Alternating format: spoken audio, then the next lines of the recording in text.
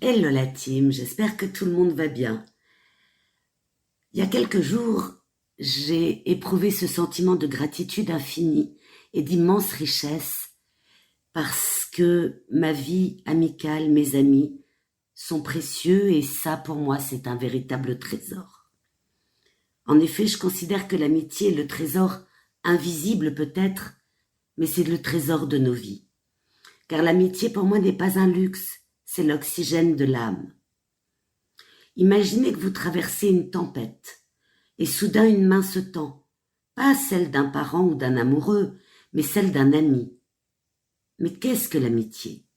L'amitié, c'est ce lien volontaire et profond entre les âmes qui se choisissent, bâti sur l'affection sincère, la confiance inébranlable et le respect total. Contrairement à la famille, donnée par le destin, ou à l'amour passionné, l'amitié est égale, libre et éternelle. Quels sont ces ingrédients magiques? D'abord la loyauté dans la joie et la peine, l'honnêteté bienveillante, le soutien inconditionnel, le partage des rires et des rêves et une réciprocité parfaite.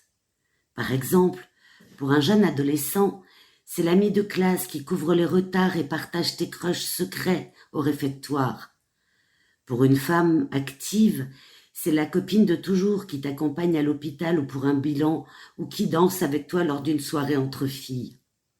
Pour un homme d'âge un peu mûr, c'est le pote de pêche qui écoute tes galères pro autour d'une bière sans dire un mot de trop. Et pour un senior, c'est le voisin de bel âge avec qui tu joues aux cartes tous les mercredis, chassant la solitude des après-midi, parfois un peu vides. Bref, l'amitié, c'est notre famille choisie. Mais avons-nous vraiment besoin de l'amitié dans nos vies? Absolument oui.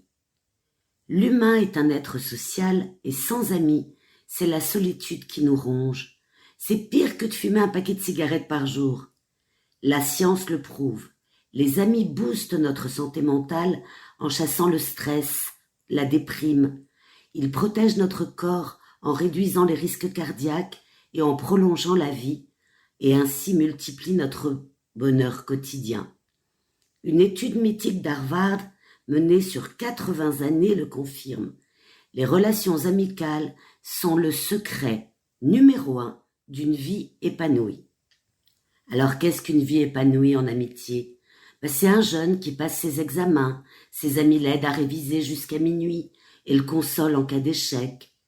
C'est une femme qui devient maman, ses copines montent la garde à la maternité et lui préparent des petits plats.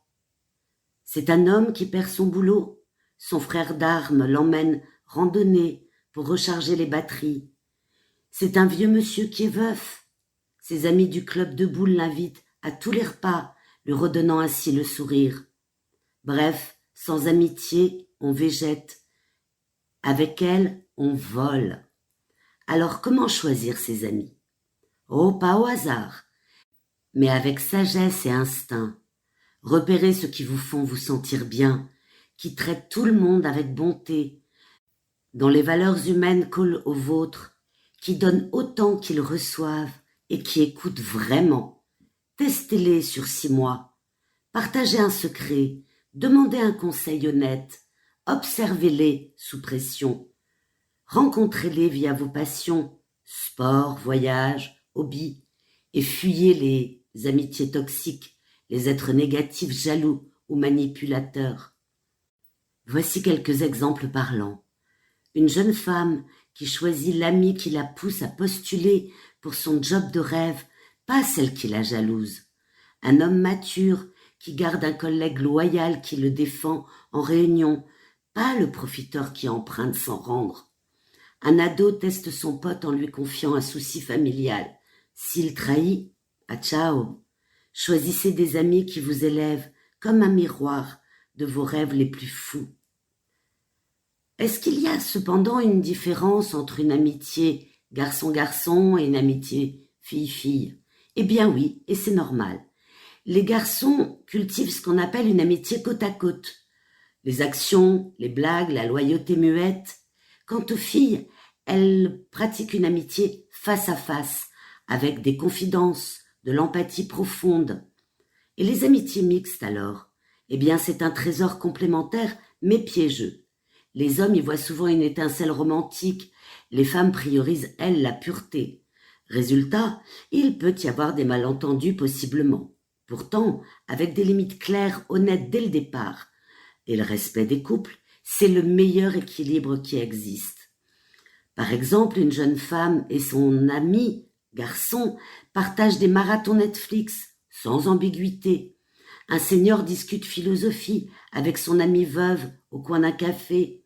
Une femme trouve en son ami homme un confident pour ses doutes amoureux, et un homme en sa copine une alliée pour des fous rires endiablés. Alors vous tous qui m'écoutez, un bon conseil, entourez-vous d'amis vrais et la vie deviendra votre plus belle aventure. Voilà, j'espère que la thématique vous a plu. Si tel est le cas, merci de partager, de liker, de commenter. Vous avez très certainement sur l'amitié des choses à me dire. Merci également de vous abonner à la chaîne si ce n'est déjà fait. Et vous tous qui m'écoutez, entre amis, avec vos amis, soyez sages, hein, mais pas trop.